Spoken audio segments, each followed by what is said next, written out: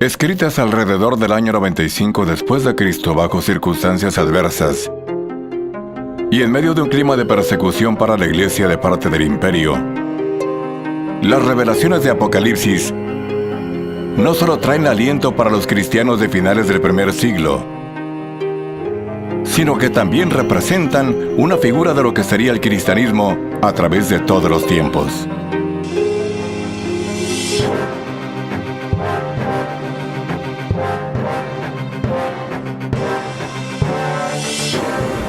El pastor Rubén Tenorio presenta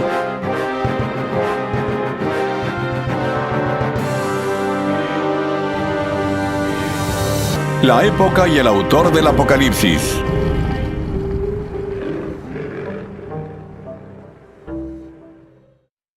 Descifrar el tiempo ha sido uno de los retos más grandes de la humanidad.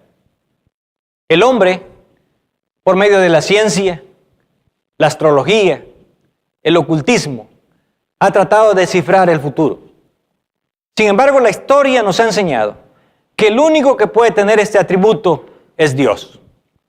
Por eso Él mismo declara en su palabra, en Isaías 46, 9 y 10, acordaos de las cosas pasadas, desde los tiempos antiguos, porque yo soy Dios y no hay otro Dios, y nada hay semejante a mí, que anuncio lo porvenir desde el principio, y desde la antigüedad lo que aún no era hecho, que digo, mi consejo permanecerá y haré todo lo que quiero. En este pasaje, Dios se declara a sí mismo como el único que puede predecir el tiempo, el único que puede quitarle el velo al futuro. Por eso, en el libro de Apocalipsis, Dios se pone a sí mismo como aquel que solo y únicamente tiene la facultad de revelar el tiempo. Y como la misma palabra lo dice, Apocalipsis significa revelación. Y el libro comienza diciendo, en el capítulo 1, versículo 1, la revelación de Jesucristo que Dios le dio para manifestar a sus siervos las cosas que deben suceder pronto, y la declaró enviándola por medio de su ángel a su siervo Juan. El Apocalipsis es un libro que proviene directamente de Dios. Es una revelación que le fue entregada a Jesucristo. Jesucristo la entrega a un ángel y el ángel la entrega a Juan. Juan es el instrumento humano que Dios elige para poder dar esta revelación. De allí que en Apocalipsis capítulo 1, versículo 9, Juan mismo se declara como el autor del libro, cuando dice, yo, Juan, vuestro hermano y copartícipe vuestro en la tribulación, en el reino y en la paciencia de Jesucristo. Estaba en la isla llamada Patmos, por causa de la palabra de Dios y el testimonio de Jesucristo. Cualquiera podría pensar que Juan en esta isla estaba disfrutando de condiciones favorables. Sin embargo, las condiciones de estas islas eran adversas. Y Juan estaba allí pasando por un momento difícil en su vida. Esta isla de Patmos es una isla árida que se encuentra actualmente cerca de Turquía. Es una isla rocosa en el mar Egeo que está aproximadamente a unos 80 kilómetros al suroeste de Éfeso. No es una isla grande, mide unos 15 kilómetros de norte a sur y unos 10 kilómetros de anchura. Patmos es una isla rocosa y árida y había sido escogido en aquellos tiempos por las autoridades romanas para desterrar allí a los criminales. No solamente la Biblia nos habla de Patmos, también la tradición cristiana nos trae luz acerca de esta isla y de las condiciones que se vivían en aquel tiempo. Tertuliano, uno de los escritores cristianos, que vivió entre el año 155 al 230 después de Cristo, cuenta que Juan sufrió en Roma la terrible prueba de ser arrojado en una tina de aceite hirviendo, y que al fracasar el emperador en su intento de eliminar a Juan de esta manera, entonces lo envió a la isla de Patmos.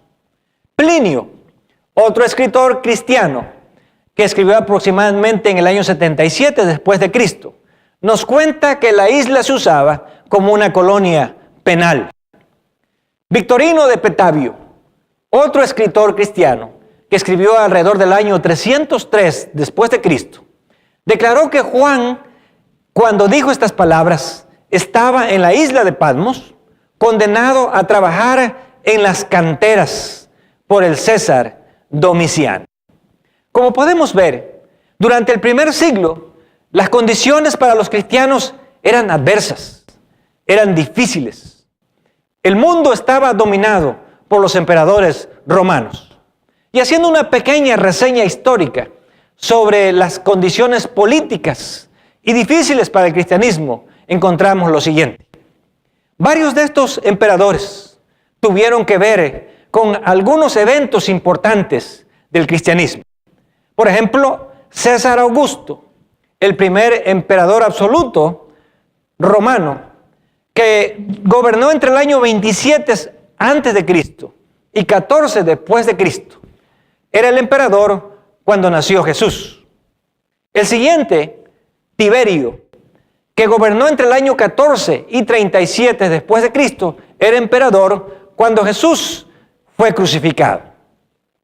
Después tenemos a Calígula, y este es el primer emperador que promueve la adoración propia.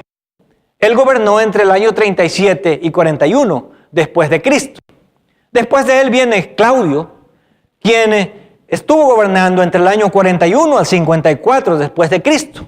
Y después viene una figura grotesca, podríamos decir, para el cristianismo. Un emperador despiadado, cruel y sanguinario, Nerón. Nerón gobernó entre los años 54 al 68 después de Cristo. Y tal vez el recuerdo más trágico de este emperador Nerón para el cristianismo es que durante su periodo 2 apóstoles fueron ejecutados. El primero, Pablo, se cree que alrededor del año 62 después de Cristo, y luego Pedro en el año 64 después de Cristo.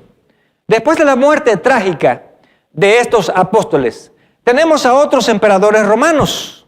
Tenemos a Galba, que gobernó entre el año 68 al 69 después de Cristo, a Otón, que estuvo un corto tiempo, el año 69 después de Cristo.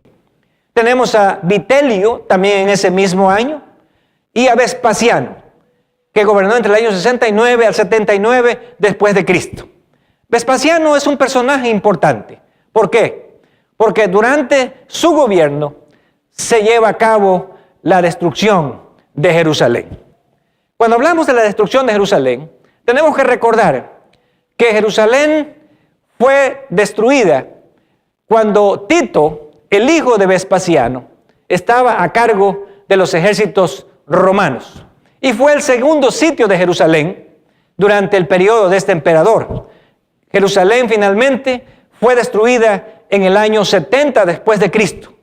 Había sido sitiado primeramente por Cestio Galo, alrededor del año 66 después de Cristo. Después de esto viene el emperador durante el cual Juan vive y durante el cual Juan escribe el Apocalipsis, el emperador Domiciano. Domiciano gobernó entre los años 81 al 96 después de Cristo. Y de acuerdo a los registros de la historia, Domiciano promueve la adoración a él mismo o al emperador. Durante este periodo de Domiciano, Juan estuvo prisionero en la isla de Patmos. Después de Domiciano sigue Nerva, que gobernó entre los años 96 al 98. La tradición cristiana dice que durante este periodo Juan regresa de Patmos a Éfeso, y que durante este tiempo en que Juan estuvo en Éfeso, allí escribió su evangelio y también sus cartas. Finalmente, la tradición cristiana nos dice que Juan murió probablemente allí mismo en Éfeso, en los comienzos del imperio de Trajano, quien gobernó entre los años 98 al 117. Como vemos, el cristianismo se desarrolla en un ambiente muy hostil, en un ambiente de persecución, donde ser cristiano no era fácil. Sin embargo, Juan da testimonio acerca de que él estaba en esa isla por causa de Jesucristo. Por eso, cuando él recibe la visión, él escribe en Apocalipsis 1:10, yo estaba en el Espíritu en el día del Señor, y oí detrás de mí una gran voz como de trompeta. En este pasaje encontramos una expresión que Juan utiliza, que es el día del Señor. Esta expresión ha sido bastante polémica durante algunos periodos del cristianismo, y actualmente todavía sigue siendo una expresión difícil. ¿Por qué? Porque esta expresión, el día del Señor, puede referirse a más de una cosa. Por ejemplo, en 1 Tesalonicenses capítulo 5, versículo 2, Pablo nos dice, porque vosotros sabéis perfectamente que el día del Señor vendrá así como ladrón en la noche. En este pasaje, Pablo se refiere al día del Señor como a la venida de Jesucristo. También encontramos en 2 Tesalonicenses capítulo 2, versículo 2, la siguiente declaración, que no os dejéis mover fácilmente de vuestro modo de pensar, ni os conturbéis, ni por espíritu, ni por palabra, ni por carta, como si fuera nuestra, en el sentido de que el día del Señor está cerca. Así que encontramos en estos dos pasajes que la expresión día del Señor se puede referir primeramente a la venida del Señor, a la segunda venida de Cristo. En la historia también encontramos que la expresión griega que se utiliza aquí en este pasaje es Kyriake Gemera, que significa día del Señor. Sin embargo, el término Kyriake, algunos han propuesto que debería traducirse o entenderse como primer día de la semana. ¿Por qué? Porque este término Kyriake, que significa del Señor, era un término que llegó a ser común en los escritos de los padres de la iglesia para referirse al primer día de la semana. Y aunque es cierto que los padres de la iglesia lo utilizaron, fue hasta el siglo II después de Cristo, cuando se comenzó a popularizar y cuando se menciona por primera vez en el Evangelio apócrifo de Pedro, donde el día de la resurrección de Cristo se denomina también como el día del Señor. Sin embargo, no hay ninguna prueba en la historia que pueda mostrar que ya en el tiempo de Juan, día del Señor debería de referirse al domingo. Por otro lado, también día del Señor es una expresión que bíblicamente se puede referir legítimamente al sábado. Y Jesús se refirió a ello en Marcos 2, 27 al 28, cuando dice, también les dijo, el sábado por causa del hombre es hecho, no el hombre por causa del sábado. Así que el Hijo del Hombre es Señor aún del sábado. Probablemente podríamos decir que bíblicamente, día del Señor, en este contexto se refiere al día sábado. Y Juan simplemente está narrando que cuando él recibe las visiones o las revelaciones del Apocalipsis, estaba en el día del Señor o en el día sábado. Lo cual significaría que Juan reconoce todavía el día del Señor como el día sábado. Sin embargo, encontramos también que Juan identifica al autor del libro como a Jesús. Jesús se identifica a sí mismo también en el libro. Y dice Apocalipsis capítulo 1, versículo 11. Yo soy el Alfa y la Omega, el primero y el último. Escribe en un libro lo que ves y envíalo a las 7 iglesias que están en Asia. A Éfeso, a Esmirna, a Pérgamo, a Tiatira, a Sardis, a Filadelfia y la Odisea. En este pasaje, Jesús se identifica a sí mismo como el primero y el último. En otras palabras, Jesús es siempre el primero. Jesús está en el pasado. Jesús también es actual, está en el presente. Jesús también está en el futuro. Él es el dueño del pasado, del presente y del futuro. Y por lo tanto, Él puede conocer las cosas aún desde el principio.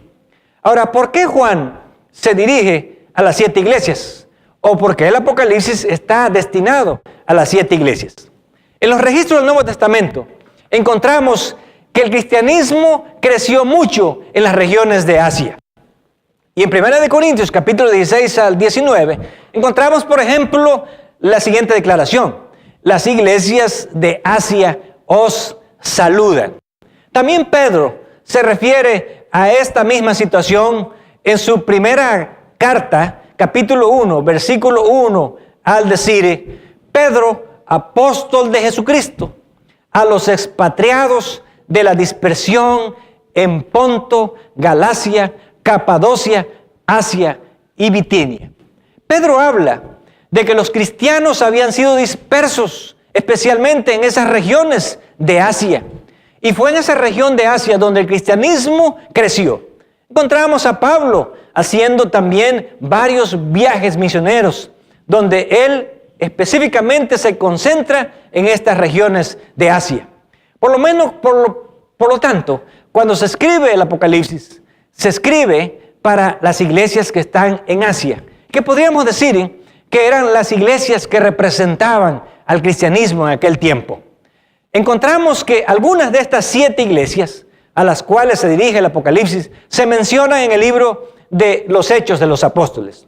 Por ejemplo, Hechos capítulo 19, versículo 26, nos dice: pero veis y oís que este Pablo, no solamente en Éfeso, sino en casi toda Asia, ha apartado a muchas gentes con persuasión, diciendo que no son dioses los que se hacen con las manos. Así que aquí encontramos que se menciona a Éfeso y a varias otras iglesias de Asia. También Hechos capítulo 19, versículo 1 al 2, menciona a la iglesia de Éfeso en el siguiente contexto. Y nos dice: aconteció que entre tanto que Apolos estaba en Corinto,